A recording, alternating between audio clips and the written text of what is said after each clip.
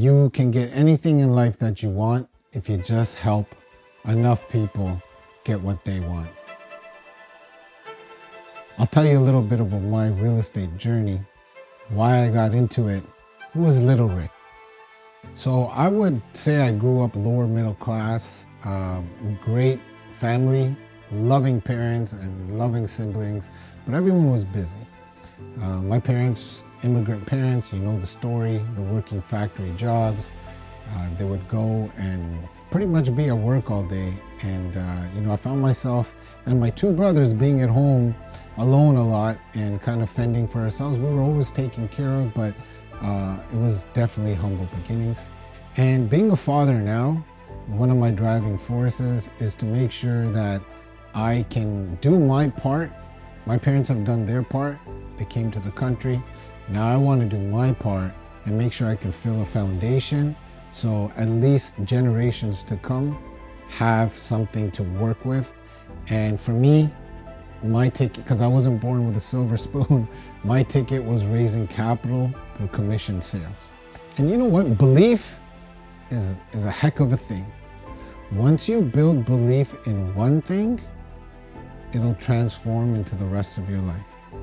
So I remember growing up, I guess I was a chubby kid, and I was a bigger kid, so it took me time to grow into my body, or at least that's what I tell myself. And I remember, starting to hit the gym when I was about 15 years old, and I saw what discipline is all about. And I didn't have a coach or anything in that, but I did my own research and I just started hitting the weight, started watching what I was eating, and I saw results. And when you start seeing results, I went from a chubby kid to being like, wearing tighter shirts, and people were noticing, and holy Rick, you've been lifting and all that stuff. So results started getting addictive, but then you didn't care about the results anymore, or the addiction to the results. It ended up becoming a habit. So it starts from somewhere and it becomes a habit. So, fast forward 25 years later, or whatever it is, I'm getting too old to do the math, I'm still hitting the weights. That belief in that one thing helped me in everything else in my life, to become a top salesperson, to have one of the top teams in the country, and now to be one of the top real estate influencers in the world, top 1% in the world, boxing and winning a belt. It was just that one belief. And really, when you figure out that your potential is unlimited, and you reap the rewards, tasted the fruit, if you will, the next thing you want to do, you want to help others feel the same thing. And this is why I want to do this class. The reason why I got into real estate, and actually the reason why I think real estate saved me, and it really did save me, is because it gave me a target and it gave me direction. Prior to that, growing up, I didn't have much direction. I was the kid that never tried in class. I was the guy that skipped school. I did a lot of fun things while I was skipping school. I felt it was like a lot funner to be, somewhere else than rather in class. But one thing I missed out on is really applying myself. I got my stuff together in about grade 11, and I did end up getting into university. So I did go to university, and I ended up going into the accounting field. But there's this little voice inside of me that is urging me to just try. And the voice just says, Rick, what would happen to your life if you just put in effort? I just got sick of being the guy that wasn't trying. It wasn't fun anymore. Skipping school wasn't fun anymore. I wanted to apply myself. I wanted to be the one that was amazing at sports, a good athlete. What I said to myself was, what would happen if you actually tried? So people talk about your biggest why. Today, at present, my why is basically, I'm at total war with my potential. Everything that I have, everything that the universe graced me with, I don't want to take it back with me. I'm leaving it all on the floor. It wasn't always like that, but I did get into real estate. Real estate was kind of in my blood. I used to see my grandfather buy a bunch of rental properties, which he would go out and make his own rooms in some of them and make a duplex into a triplex, put it out for rent. And I really seen what that was doing to his life. You know, he was working at the mill and he was getting a paycheck. But there came a point in his life where his real estate business, side business, gave him way more money than his paycheck. Fast forward to when I got into the corporate world. Again, I didn't always apply myself in the corporate world. You know, 1 hour lunches would turn into 3 hour lunches. Just because I wasn't passionate about what I was doing. I felt like there was something more inside of me that I wanted to give. And once you become passionate in something, it's really easy to be good at it. The paycheck wasn't good enough for me. I felt like no matter how much I tried, I'm still getting a bi-weekly paycheck of a fixed amount that's not going up. And if I wanted to go up, it would just have to go up that ladder. Again, that childhood fear came back out. It's like, hey, no matter how much you're trying, Rick, it's stagnant. You can try a lot in this position, but your salaries are just stagnant. Again, that question came up, and like, what would happen if you actually put forward your full effort? So I got my real estate license. I remember I got it on the GO train while I used to go to my corporate job. It was on a GO train.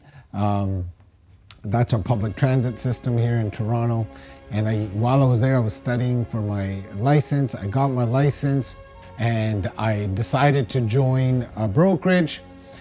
And it was like mom and pop brokerage. It was a Century 21 actually. And it was a smaller mom and pop Century 21.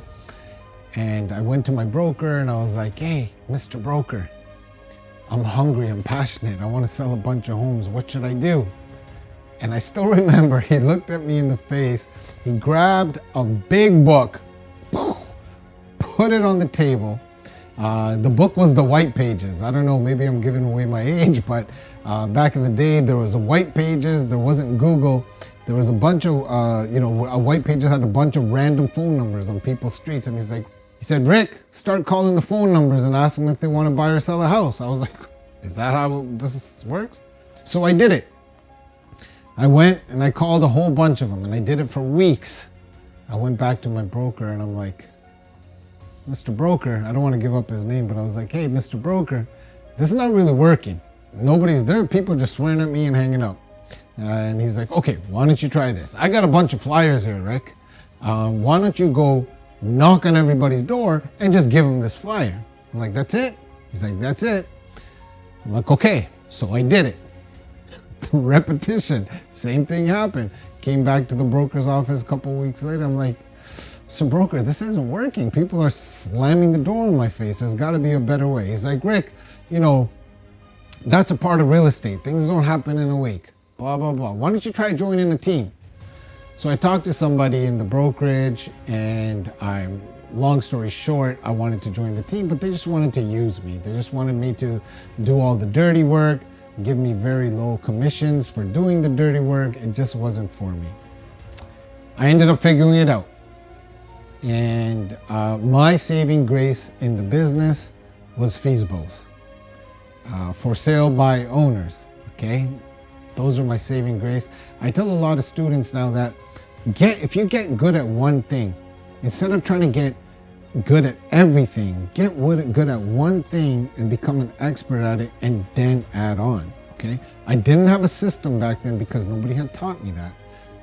Mentorship and getting into the right room is very important. We will cover that. However, so I got really good at for sale by owners, started winning all of the real estate awards, and that was really my first taste of success, not just in real estate, but in life. That was probably the first trophy I've received. Was my real estate award when it comes to work and business. And it was a good feeling.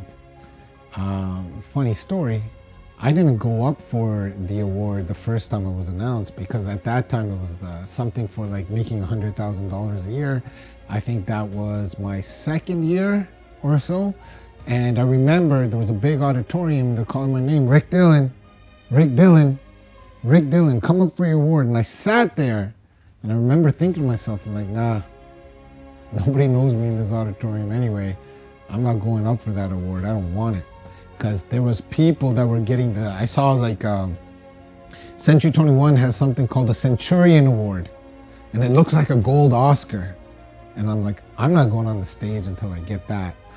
And I got quite a few of them at my home office now, so I'm happy to say it did work for me.